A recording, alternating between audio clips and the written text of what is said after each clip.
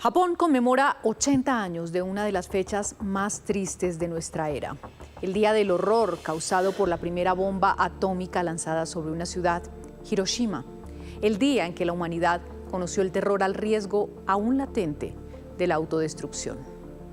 En 5 horas se inician los actos conmemorativos para honrar la memoria de las 220.000 víctimas de Hiroshima y Nagasaki, los dos únicos casos en los que se han usado armas nucleares en tiempos de guerra.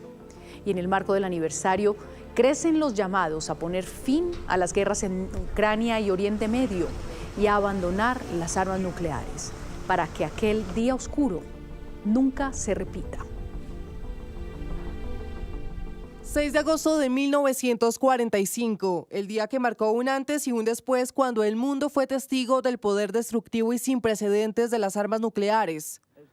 A las 8:15 de la mañana empezó la pesadilla. El cielo había amanecido despejado, pero en cuestión de segundos, una gigantesca bola de fuego se posó sobre Hiroshima, acompañada de un ruido ensordecedor.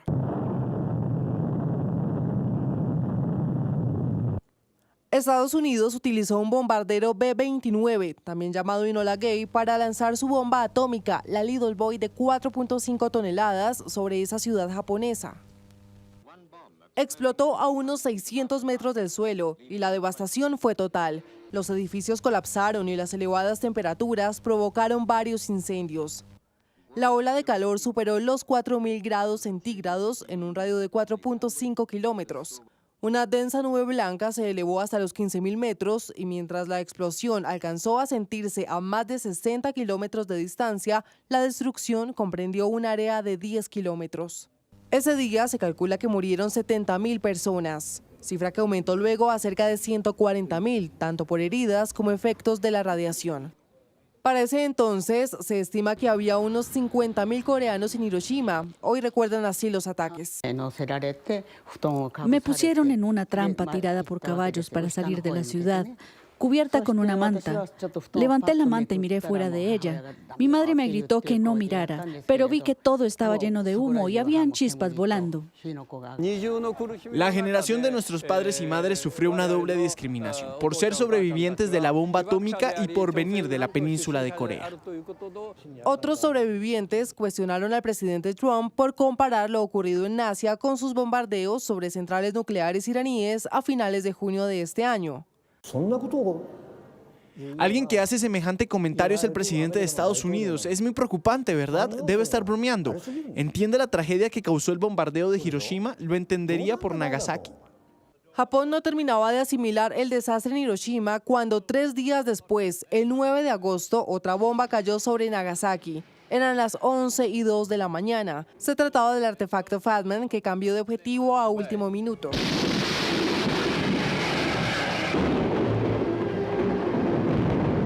Kokura, hoy en día parte de la prefectura de Fukuoka, fue uno de los blancos previstos por Washington.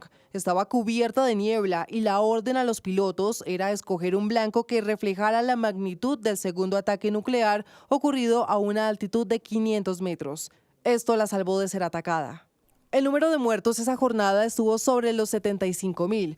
Aunque su potencia fue mayor que en el caso de Hiroshima, la zona cero tenía una población inferior. Menos de un mes más tarde, el emperador japonés de ese entonces anunció la rendición de su país y fue exactamente el 2 de septiembre cuando esta se firmó, anticipando el fin de la Segunda Guerra Mundial, pero también cambiando la forma en que se concebían las guerras.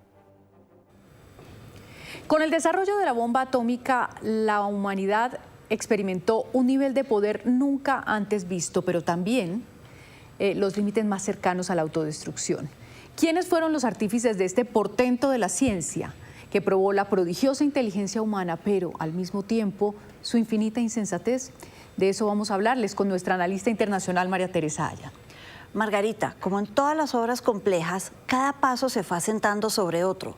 El físico Albert Einstein puso las bases teóricas en 1905 con su famosa ecuación: la energía es igual a la masa multiplicada por la velocidad de la luz al cuadrado, que ayuda a entender cómo en una reacción nuclear puede liberarse una enorme energía a partir de una masa muy pequeña.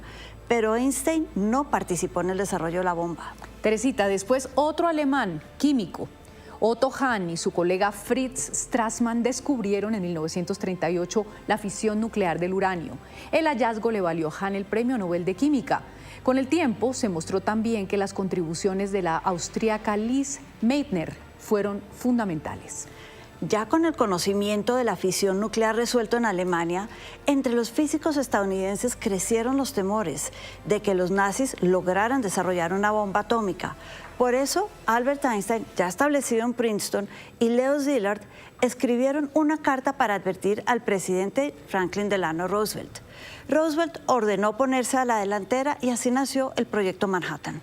Teresita, el presidente Roosevelt encargó a este hombre que vamos a ver, al general Leslie Groves, dirigir el proyecto para el desarrollo y la aplicación bélica de la bomba atómica que se inició en septiembre de 1942.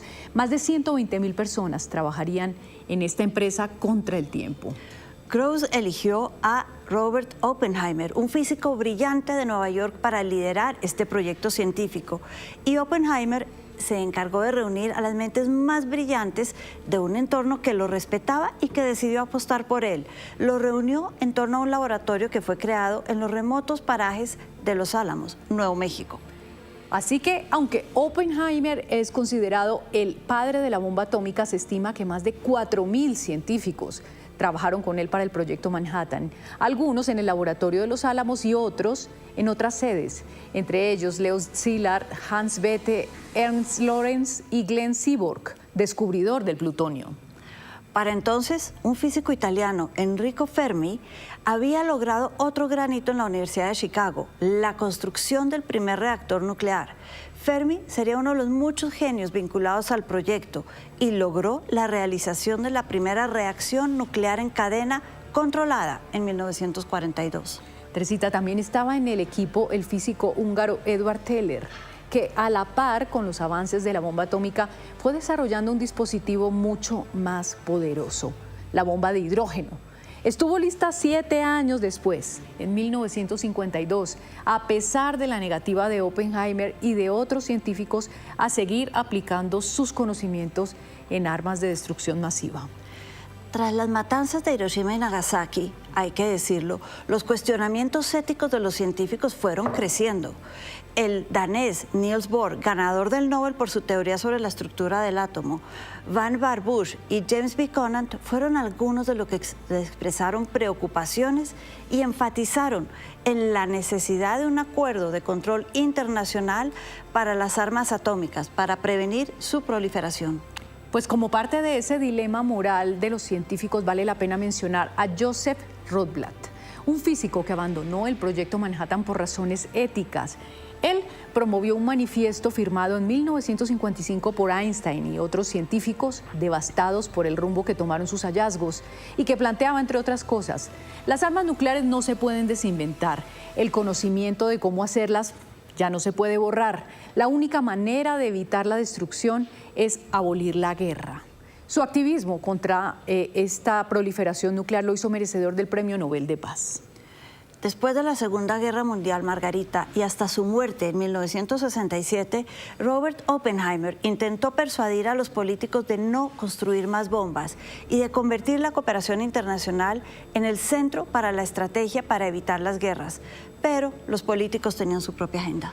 Y ya todos sabemos el resto de la historia.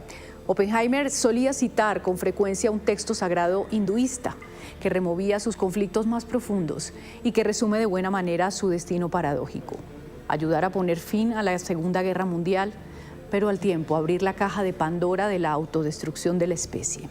Ahora me he convertido en la muerte, en el destructor de mundos.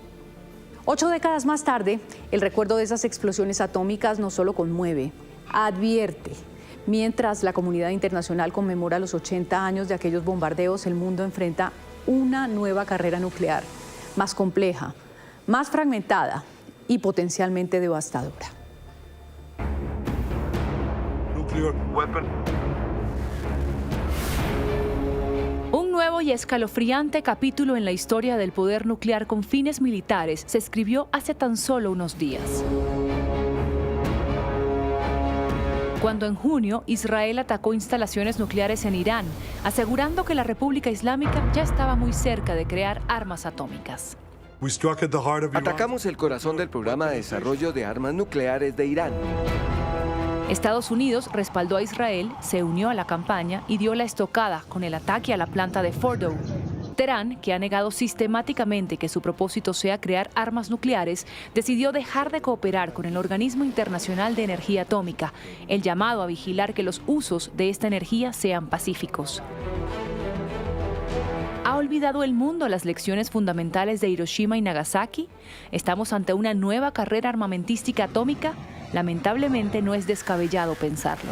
Hay varias potencias que están modernizando, expandiendo los arsenales nucleares, así como al mismo tiempo se están debilitando los mecanismos de verificación. Para citarte unos 3 ejemplos, en 2025, en el año actual, existen alrededor de unas 12.000 cabezas nucleares en el mundo. 9.000 están en los arsenales militares, en los depósitos, y hay alrededor de 4.000 desplegadas permanentemente. En marzo de 2024, la ONU ya advertía de un nivel de amenaza nuclear no visto en décadas. Las tensiones geopolíticas y la desconfianza han elevado el riesgo de una guerra nuclear a su nivel más alto en décadas. El reloj del juicio final avanza con tanta fuerza que todos lo oyen. Durante la Guerra Fría, la doctrina de la disuasión nuclear mantuvo un equilibrio tácito entre las grandes potencias. Esta doctrina sostiene que si 2 rivales tienen la capacidad de dar un segundo golpe nuclear creíble, cualquier guerra nuclear sería suicida para ambos, y por eso es que nadie cruza el umbral. Hasta ahora, entre las grandes potencias de la Guerra Fría anterior, pues resultó efectiva. El Tratado de No Proliferación Nuclear, TNP, firmado en 1968, se convirtió en la piedra angular de la arquitectura nuclear global. Este intenta equilibrar las preocupaciones de seguridad y las intenciones de desarrollo pacífico de la energía nuclear. Así, los 5 países que poseían armas nucleares al momento de la firma, Estados Unidos, la antigua Unión Soviética, China, Francia y Gran Bretaña, se les permitió conservarlas a cambio de comprometerse a reducir sus arsenales. Y los estados no poseedores de armas nucleares acordaron no adquirirlas a cambio de ayuda para el desarrollo de tecnología nuclear con fines no militares. El número total de cabezas nucleares que había antes va descendiendo poco a poco por desmantelamientos, pero lo que está creciendo es la operatividad y la modernización. Ahora tenemos sistemas más precisos, sistemas de mayor alcance. En tiempos de conflicto, de tensión internacional, poseer armas nucleares es extremadamente peligroso. Desconocemos con exactitud, nadie sabe, los cálculos que pasan por la mente de líderes como Putin en materia de armas nucleares. Se sabe que 9 países poseen armas nucleares. Según el Instituto Internacional de Investigación para la Paz de Estocolmo, CIPRI, Rusia tiene la mayor cantidad de ojivas nucleares, 5.459, seguido de Estados Unidos con 5.177. Entre los dos tienen casi el 90% del arsenal nuclear mundial. Después están China, Francia, Reino Unido, India, Pakistán y Corea del Norte. Y mientras potencias tradicionales como Estados Unidos, Rusia y China modernizan sus arsenales con ojivas hipersónicas y sistemas de inteligencia artificial, otros países desafían abiertamente las normas internacionales. Corea del Norte se retiró del Tratado de No Proliferación en 2003, no permite vigilancia alguna sobre su programa nuclear y es el único país que ha realizado pruebas nucleares en terreno en este siglo. La disuasión nuclear para el régimen de Corea del Norte es central para el sostenimiento del régimen, porque ese paraguas nuclear es pues lo que impide que, digamos, los países que les son hostiles pues puedan hacer escaladas convencionales que lleven a un derrocamiento. Se cree ampliamente que Israel posee alrededor de 90 ojivas nucleares, aunque nunca lo ha confirmado, pues este país, al igual que India y Pakistán, no es signatario del Tratado de No Proliferación Nuclear, el consenso internacional que dicta que los estados deben alejarse de producir armas atómicas. En este complejo panorama, Hiroshima y Nagasaki, símbolos de la capacidad humana de autodestrucción, son un recordatorio necesario del peligroso e impredecible camino del rearme nuclear.